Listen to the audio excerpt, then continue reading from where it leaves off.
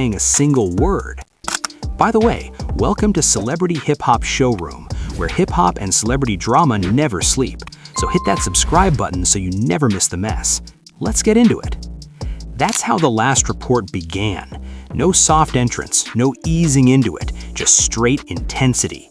Kendrick's voice filling the space like a prophecy, like a coded message only the sharp ones would catch. And if you know Katt, you know he doesn't do anything by accident. Every detail is calculated, every move has meaning. So when he chose that track, it wasn't random background music, it was a statement. See, Untitled 02 isn't just a song, it's chaotic, it's layered. It's about power, pressure, temptation, and the game swallowing people whole. It's Kendrick talking about survival, ego, and the weight of being watched.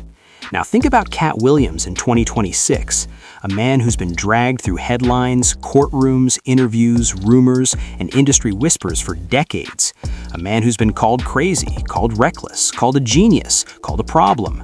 He walks on stage to a song about navigating chaos while the world stares at you. That's not coincidence, that's alignment.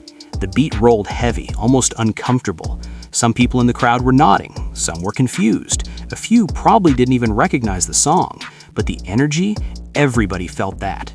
It was like Katt was saying, before I even open my mouth, understand the battlefield I'm stepping onto. Draped in his usual sharp style, hair laid, posture confident, moving like a man who knows exactly what he's about to do. No rush, no nervous energy, just calm control. He stood there for a second, letting the music fade, letting the anticipation stretch tight. You could almost hear people holding their breath. Because here's the thing about Katt Williams. When he says something, it hits. Not just because it's funny, because it's fearless. He has a reputation now, the guy who says what everybody else whispers, the guy who calls out names, the guy who burns bridges and builds bigger stages out of the ashes. So opening with Kendrick, that was him setting the tone. This ain't safe comedy, this ain't sitcom jokes, this is gonna be raw. He grabbed the mic, looked out at the audience, and smiled that slow, knowing smile. The kind that says, "Y'all ready?" without even asking. And if you paid attention, you realized something deeper was happening. Kendrick Lamar and Katt Williams, two different lanes, same spirit. Both of them known for pulling back the curtain. Both of them unafraid to rattle cages. Both of them constantly dissected by media, misunderstood by critics, and loved fiercely by fans who feel seen through their words. Katt didn't need to explain why he picked those songs. The choice spoke for itself. He was telling the crowd this special wasn't about quick laughs. It was about reports, the last report. Like he's the final journalist in a room full of liars. Like he's about to file the truth before the lights go out. And the audience knew his recent interviews had already shaken the industry. People were still talking about the names he dropped, the claims he made, the way he sat calm while telling stories that sounded like they belonged in documentaries. He's been trending not just as a comedian, but as a whistleblower. So when Kendrick's voice blasted through those speakers, it felt like backup, like a soundtrack to a revolution. The first few minutes felt like a slow burn, smoke before the fire. He didn't jump straight into chaos and name-dropping, he built it up methodically. He talked about perception versus reality, about how people think they know celebrities based on curated images and controlled interviews, about how headlines twist stories until they're unrecognizable, about how truth gets buried 6 feet under gossip and clickbait. And every now and then you could hear Kendrick's intro still echoing in your mind like a ghost in the room. That feeling of tension, of being watched by unseen eyes, of power games playing behind the scenes while the public sees only what they're allowed to see. It was almost like the music planted a seed in the audience's consciousness before Katt watered it with words and watched it grow into understanding. And here's what made it even colder when you step back and analyze the layers. Peekaboo. Think about that title in the context of fame and celebrity fame. It's a child's game on the surface, innocent. You hide your face, then reveal it. Surprise! But in the context of fame and public perception, it hits completely different. Celebrities hide behind PR teams and carefully crafted statements. They pop up when they want to control the narrative. They disappear when situations get messy and uncomfortable. They control what you see and when you see it. Peekaboo, you see what I let you see, nothing more. Katt flipped that entire idea on its head and set it on fire. Because in this special, he wasn't hiding behind anything. He wasn't ducking smoke or controversy. He wasn't softening his stories for legal teams. He came out swinging with stories that felt too specific to be fabricated, too detailed to be exaggerated, too bold to be safe for his career. There's something genuinely electric about watching someone say what others won't dare speak. It's like standing on the edge of a cliff, knowing one wrong step could send everything crashing down into lawsuits and blacklisting.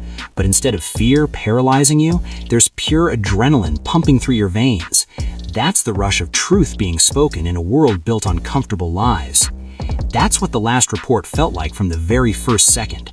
Not just comedy designed to make you forget your problems, not just commentary that dances around issues, but a man unloading years and years of observations collected from the inside. And let's talk about the symbolism for a second, because it runs deeper than most people caught.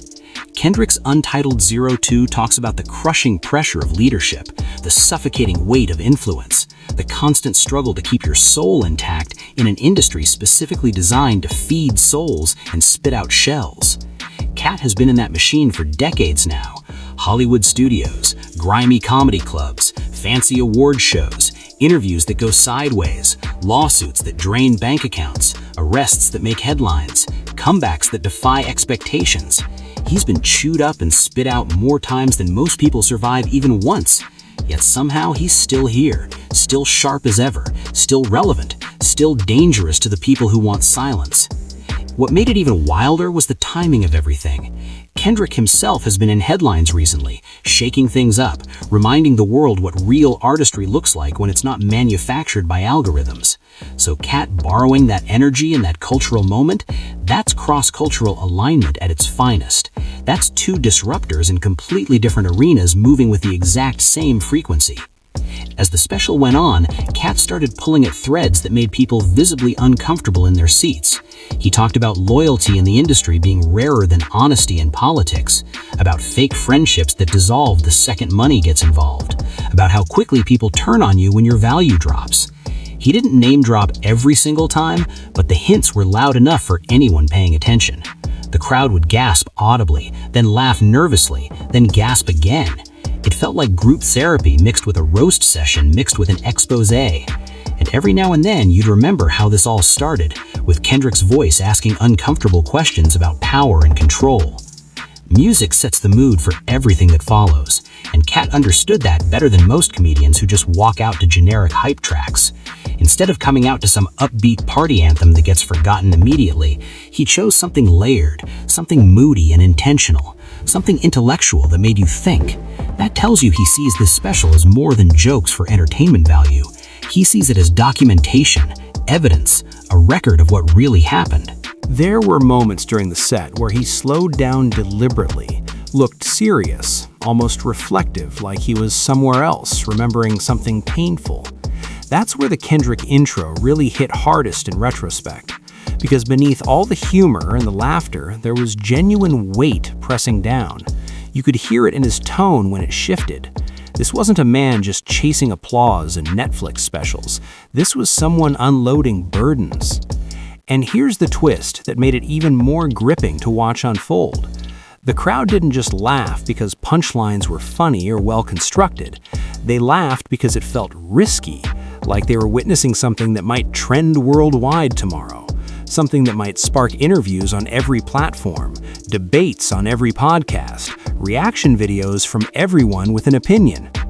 That's the space Katt lives in now, the unpredictable zone where anything can happen. Opening with Kendrick wasn't just aesthetic choices made by a creative team, it was strategic warfare. It told everyone watching at home on their screens, this is not background noise you scroll through.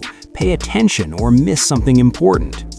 By the time the special hit its midpoint, you knew social media was probably already lighting up like fireworks, clips circulating faster than wildfire, people arguing passionately about what he meant, debating whether he went too far or not far enough. That's the ecosystem now. Comedy doesn't just live on stage anymore, it lives in timelines and comment sections. I'd love to hear your thoughts on this situation, so please share your opinions in the comments. Also, don't forget to like, subscribe, and turn on notifications to stay updated on this story.